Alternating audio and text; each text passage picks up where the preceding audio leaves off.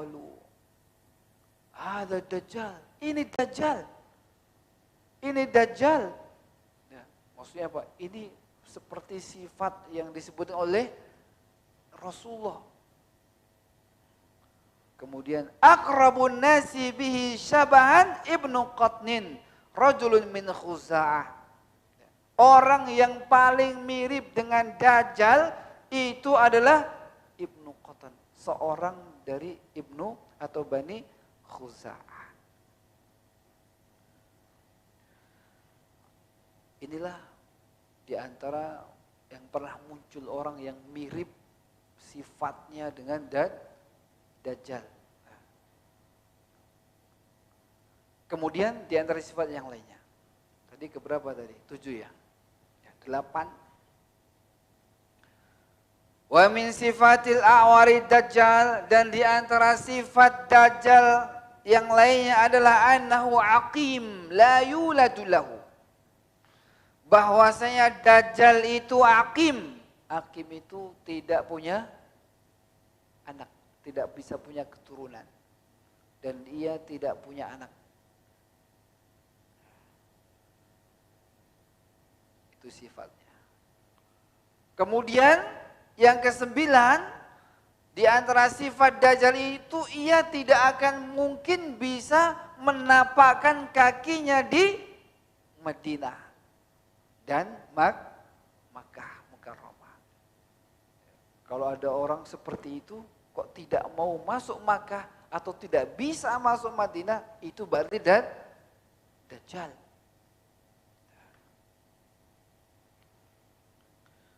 Makanya pernah ada, dan ini kisah sangat masyhur sekali dan menjadi perbincangan para ulama, yang disebut dengan kisah Ibnu Sayyad. Ya. Ibnu Sayyad ini juga sifatnya seperti Dajjal. Ya. Posturnya seperti Dajjal, yang dilakukan juga aneh-aneh. Itu di zaman Nabi SAW. Sehingga Abi Sa'id Al-Khudri radhiyallahu anhu pernah bercerita tentang Ibnu Sayyad ini, di mana orang-orang meyakini bahwasanya Ibnu Sayyad itu adalah Dajjal. Oh ini loh Dajjal ini, itu dia Dajjal, itu sudah ada zaman sekarang. Kenapa? Sifatnya sama, apa yang dilakukan juga sama. Membawa fitnah-fitnah di saat itu. Abi Sa'id Al-Khudri pernah bercerita tentang Ibnu Sayyad. Suhibtu Ibnu Sayyadin ila Makkah. Aku pernah bersama Ibnu Sayyad ke Makkah. Faqala li, maka Ibnu Sayyad berkata kepadaku, amma qad laqitu minan nas. Sungguh aku setiap kali bertemu dengan manusia, setiap aku ketemu dengan orang, yaz'umuna anni Dajjal. Pasti orang nuduh aku adalah Dajjal. Kemudian kata Ibnu Sayyad kepada Abu Sa'id Al-Khudri, alasta sami'ta Rasulullah sallallahu alaihi wasallam yaqul, bukankah engkau wahai Abu Sa'id Al-Khudri? Abu Sa'id pun juga ngira itu adalah Dajjal. Jadi dia berbicara dengan Ibnu Sayyad, dan Abu Sa'id pun ngira ini juga Dajjal. Dajjal yang disifatkan Nabi. Karena Nabi pun mengatakan, in yakhruj, kalau Dajjal itu keluar di masa hidupku, kan bisa jadi keluar juga apa? Dajjal bisa keluar di zaman Nabi. Karena Nabi mengatakan kalau Dajjal nanti keluar di masa hidupku, aku akan menjadi hajijun lakum. Aku akan melindungi kalian. Ya. Maka muncul orang yang mirip sekali dengan Dajjal. Di antaranya Ibnu Sayyad.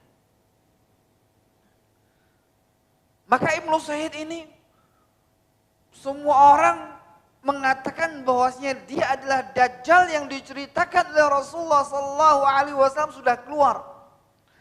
Maka Ibnu Sayyad mengatakan, wahai Abu Sa'id, semua orang bilang aku ini Dajjal. Bukankah engkau pernah mendengar Rasulullah sallallahu alaihi wasallam pernah bersabda, innahu la yuladu lahu. Bukankah sifat Dajjal itu dia tidak punya anak? Qultu bala, kata Abu Sa'id, iya, di antara sifat Dajjal itu dia tidak punya anak. Faqad ulidali, aku punya anak. Ya. Awalaysa sami'ta Rasulullah sallallahu alaihi wasallam yaqul, wahai Abu Sa'id Al-Khudri, bukankah engkau juga pernah mendengar Rasulullah sallallahu alaihi wasallam mengatakan tentang sifat Dajjal itu, la yadkhulul Madinah wala Makkah. Dajjal itu tidak bisa memasuki Madinah, tidak pula bisa memasuki kota Makkah. Qala Abu Sa'id kemudian mengatakan, bala, betul, aku mendengar itu. Sifat Dajjal itu dia tidak mungkin memasuki Madinah, tidak pula mungkin dia memasuki kota Makkah. Maka kata Ibnu Sayyad, qala faqad wulidtu bil Madinah. Aku lahir di kota Madinah. Wa ana atawajjahu ila Makkah, dan sekarang aku mau ke Makkah bareng sama kamu. Sekarang saya di Madinah, lahir di Madinah, dan ini sekarang kita mau ke Makkah.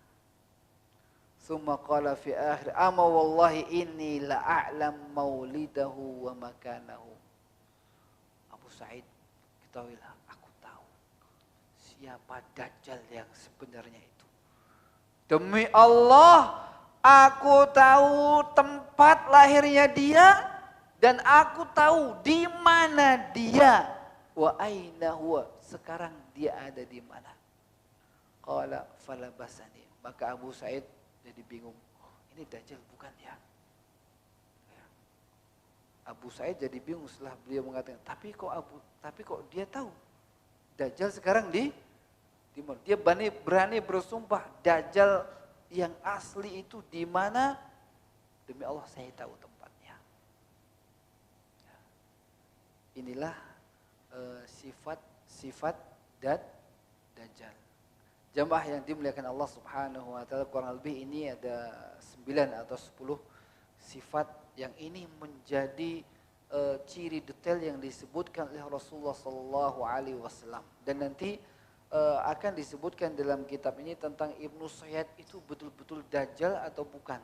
Dalam masalah ini ada perbincangan ulama sangat banyak sekali.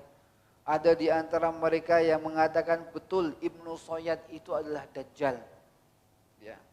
Ibnu Sayyad itu adalah Dajjal. Kemudian ada yang mengatakan bukan, Ibnu Sayyad itu bukan Dajjal yang akan keluar akhir zaman. Walaupun itu adalah di antara Dajjal yang ada. Ya. Dajjal dari yang banyak itu, tapi bukan Dajjal yang akan keluar di akhir zaman. Sebagian ulama mengatakan betul, itu adalah Dajjal yang nanti akan keluar akhir zaman. Makanya dia tahu, aku tahu Dajjal itu di mana sekarang. Ya. Yang akan nanti keluar itu, dia lahirnya dari mana, tempatnya sekarang di mana, aku tahu. Sehingga para ulama mengatakan Ibnu Sayyad yang dulu hidup dan Nabi masih hidup, itu adalah Dajjal. Namun Rasulullah Sallallahu Alaihi Wasallam tidak tahu sendiri juga. Makanya Rasulullah ya, dalam masalah Ibnu Sayyad ini, Rasulullah pun tidak diberikan wahyu. Apakah dia Dajjal atau bukan. Makanya Rasulullah pun juga menyelidiki siapa sih Ibnu Sayyad ini. Sampai-sampai Rasulullah itu, ya, nanti akan diceritakan kisahnya. Rasulullah menyelidiki Ibnu Sayyad. Ketika Ibnu Sayyad di kebun, maka dia ingin masuk ke Rasulullah, masuk kebunnya Ibnu Sayyad, kemudian Rasulullah mengintai di balik apa? Di balik pohon kurma untuk melihat apa yang dilakukan Ibnu Sayyad. Apakah dia seperti dukun, ya, seperti dukun-dukun yang lainnya bisa menyihir, bisa ini, karena itu seperti dukun atau tukang sihir, apa yang dilakukan di sana. Makanya Rasulullah mengintai. Ini menunjukkan apa?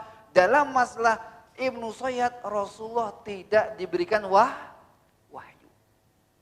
Sehingga setelah itu para ulama pun berbeda pendapat apakah Ibnu Sayyad itu Dajjal yang dulu pernah juga dilihat oleh siapa?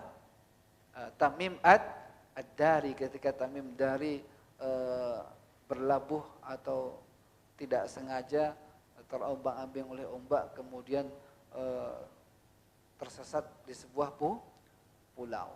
Wallahu ta'ala a'lam bishawab. Ini sebagai muqaddimah, yaitu sifat Dajjal dari segi fisik dan apa yang menjadi tanda-tanda khusus bagi Dajjal. Dan insya Allah pada kesempatan yang akan datang kita akan sebutkan fitnahnya Dajjal itu apa saja, ya.